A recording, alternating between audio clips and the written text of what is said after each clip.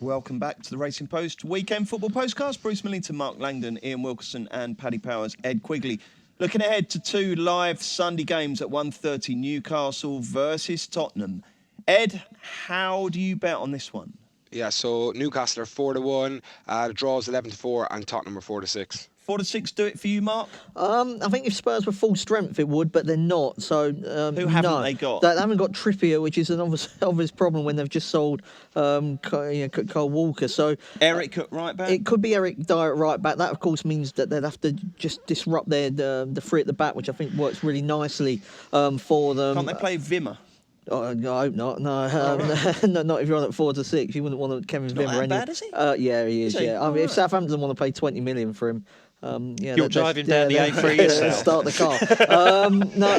So he's missing. Obviously, Danny Rose is missing on the left-hand side. Wanyama hasn't played that much in pre-season. Says he will be available if needed, but just feels like it's maybe not 100% sort of Tottenham's best team out there at the moment. I was looking at over 2.5 goals because of that defensive disruption. I think to be missing, both your fullbacks, it is a problem. There's no doubt about that. Newcastle have got some decent options going forward. Defensively, I don't like their fullbacks at all. I think Rafa's got his work cut out trying to make them, organised and solid defensively. Spurs have got the Ali, Eriksson behind Kane front three, which is very good. Over 2.5 goals.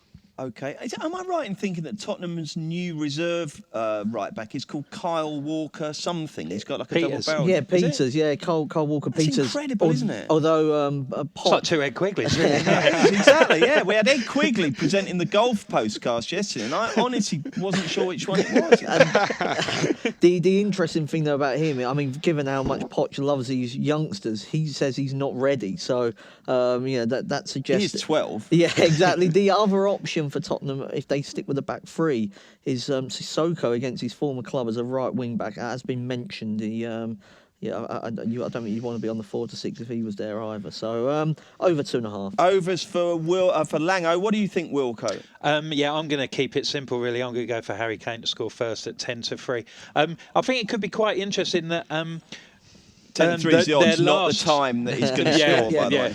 Well, I hope it's a bit earlier than that.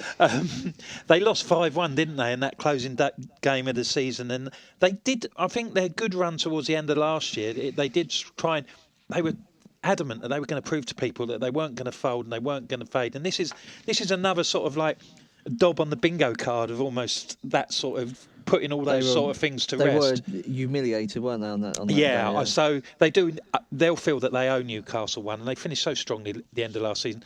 Just Harry Kane, goal machine, just keep it simple. Righto. What about you, Ed?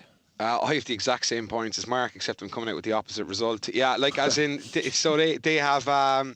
Like I would have thought, Trippier and Rose more than likely being out, like would take away from their attacking impetus because they fly up the wings or whatever, and like the ones who'll come in won't be as advanced or won't be as dynamic getting up and down the flanks.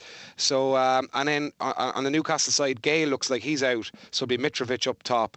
And Harry Kane, I suppose this is more of a qualitative thing, but like Harry Kane does start the season sluggishly generally, like, you know what I mean? I mean, he did finish it with a bomb last season, but like, so I was just thinking under 2.5 goals myself, like the opposite of Mark. Okay, I hope that helps. Someone says over, someone says under, someone says Harry Kane will start with a bang, and someone says Harry Kane starts sluggishly.